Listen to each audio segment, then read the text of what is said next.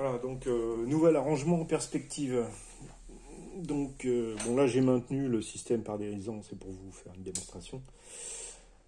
Donc là j'ai un roulement à billes, hein, donc ça tourne de manière indépendante. Pour l'instant il n'est pas fixé, le système n'est pas fixé au, au châssis, enfin je veux dire au générateur, parce que j'ai pas fait le système qui est en bout. Là il va y avoir un système en bout qui va revenir s'attacher là, avec un roulement à billes, de manière à ce que ça puisse pivoter dans ce sens-là sans aucun problème.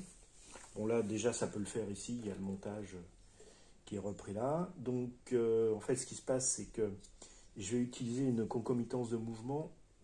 Donc ça va tourner dans ce sens-là, et en faisant tourner ce pignon, on fait tourner le gyroscope. Bon. Le gyroscope offrant une résistance au mouvement, il va y avoir un mouvement de réaction qui va faire que le châssis va avoir tendance à tourner autour de l'axe. Voilà. Mais en même temps qu'il tourne autour de l'axe, on va aussi avoir un pivotement. Voilà. Donc il faut savoir que le gyroscope, la réaction précessionnelle du gyroscope fait que quand il se met à tourner autour de quelque chose, il a envie que l'axe soit parfaitement parallèle à l'axe. Donc en fait ce qui se passe c'est que mon mouvement de réaction qui va provoquer la rotation du châssis et le plongement du châssis va avoir pour conséquence de créer une réaction du gyroscope qui va avoir tendance à vouloir se mettre comme ça, et en voulant se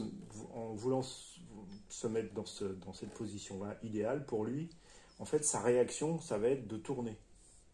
En principe, bon, c'est ce que j'ai prévu, après ça sera vérifié, mais disons que là l'avantage c'est qu'avec un seul moteur ici, normalement je devrais avoir tous les mouvements dont j'ai besoin, à la fois la rotation du gyroscope et à la fois la mise en rotation du châssis, et à la fois le fait de faire plonger l'axe du gyroscope vis-à-vis de son axe de rotation.